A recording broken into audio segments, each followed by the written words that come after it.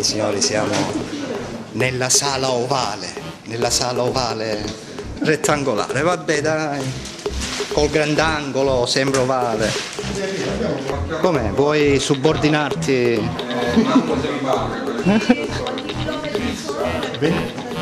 Tanto non abdica, no, non abdica.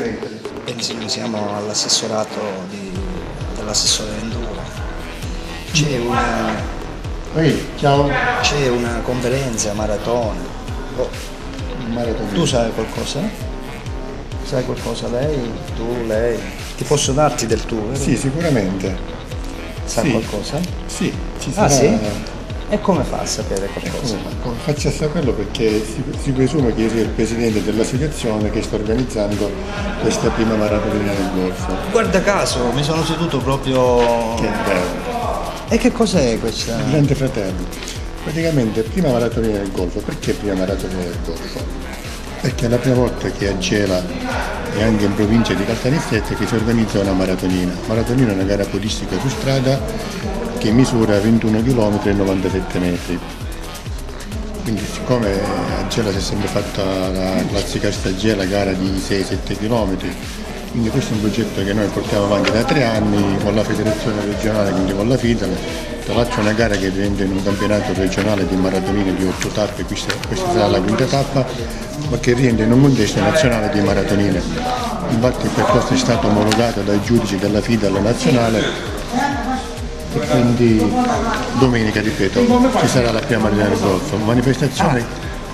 Domenica ci sarà qualcosa? Sì, domenica ci sarà qualcosa. Domenica 5 ottobre 2014. Partenza alle 9:30, Villetta Macchitella, praticamente di fronte al bar Auriga. Bar Auriga. E fino a si arriva? Il percorso si snoderà per tutto Viale Corte Maggiore, facendo un giro di boa sotto la rotonda di Montelungo, incrociando Viale Enrico Mattei, poi si ritornerà indietro per Viale Corte Maggiore, arriveremo un 300 metri prima della Borsellina e faremo un altro giro di boa. Questo è un percorso di 7 km e 32 metri da percorrere per 3 Ho capito. 3 giri da 7 km. 3 giri, 7, 14, 21. 21 e 97 metri. Percorso omologato, ripeto, dalla FIDAL nazionale con le misure standard della IAF, della Federazione Mondiale di Atletica Leggera. Tutto a regola. Tutto a regola. Permesso di soggiorno pure, tutto a posto? Permesso di soggiorno anche perché avremo, tra l'altro, visto che parla di permesso di soggiorno, 10 atleti ospiti di Caramineo, quindi extracomunitari che sono qua in Sicilia ospiti del centro della raccoglienza di Mineo. E come tutti sappiamo i ragazzi di colore sono abbastanza capace che ne fottono, sicuramente ci fregheranno. Va bene. Tra l'altro sono tutti ragazzi giovani, quindi sarà anche una bella cosa, anche perché lo sport e anche se non è un luogo comune unisce popoli e avvicina. E infatti un motivo per aggregarsi, sì. Che cazzo, almeno li conosciamo sti nipoli, ormai ci sono, non è che li dobbiamo conoscere, ormai sono parte integranti della nostra vita quotidiana. Vedevo che entravano le persone, tu pure devi entrare, vero? Io dovrei entrare perché buongiorno, dovrei avere una conferenza stampa. Nota non indifferente, ci saranno alla partenza 6 campioni italiani di specialità.